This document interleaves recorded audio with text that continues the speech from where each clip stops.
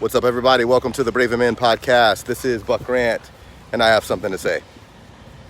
So the Braven Men met last night. We meet every Tuesday night to train, to eat together, and to discuss the common plight of manhood, of really being a human being, because we're all suffering through the same things.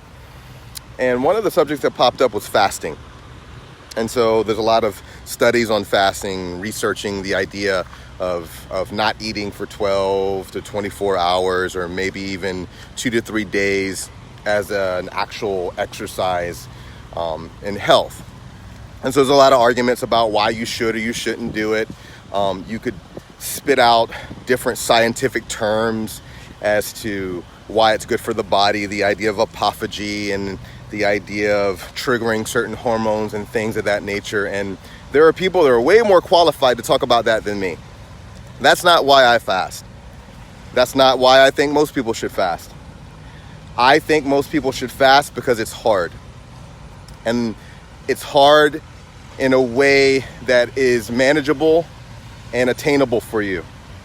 The idea is to not eat for a certain period of time to face your hunger, and to understand that you're not starving. We use the language of starving, for example, in everyday life when we say that we're actually hungry. But the reality is we're not.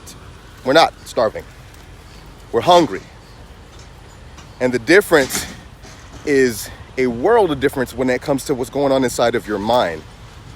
To know that the human body can go weeks without eating and still survive.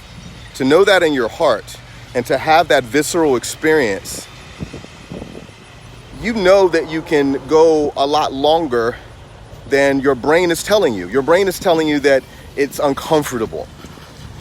And so when you face your urges, the idea of you feel like you want to eat something and then you resist that.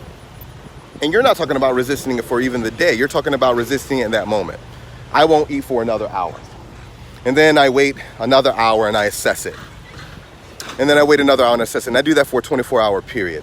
The amount of mental, emotional, physical resiliency that you build, having the capacity to do that, transcends into many different things. Fasting is a form of training. It's a training in discipline. We have people who get on diets and we wonder why they fail. And there's so many things biologically that could occur. But the reality is, if you haven't trained yourself to deal with your hunger, to deal with your urges, then there's no way that's going to happen under pressure. And we know that in everything else. If you're training a fighter, I don't expect a fighter to rise to the occasion during a fight. I expect him to fall to the level of his training, to the level of his conditioning. And so we set people up for failure by writing out diet plans and giving them, this is what they should eat in the morning and this is what they shouldn't eat in the morning and all that. All that stuff is great, but none of it matters if when pressure hits, you succumb to your urges. And so therefore, doing things just because they're hard is worth it. Making yourself get up in the morning and go for that run is worth it, not just because it's good for your body, but it's good for your spirit. When you look at yourself in the mirror after not eating for 24 hours and you go, I am stronger than I thought I was. I didn't think I could do that, but now I've done it. What else could I do today?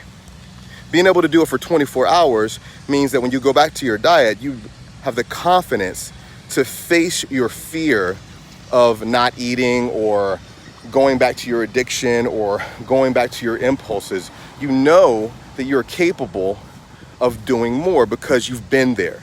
That is what training is. That is what fasting is. Do it because it's hard. Do it because you're worth it. And do it because you are stronger than you could ever imagine.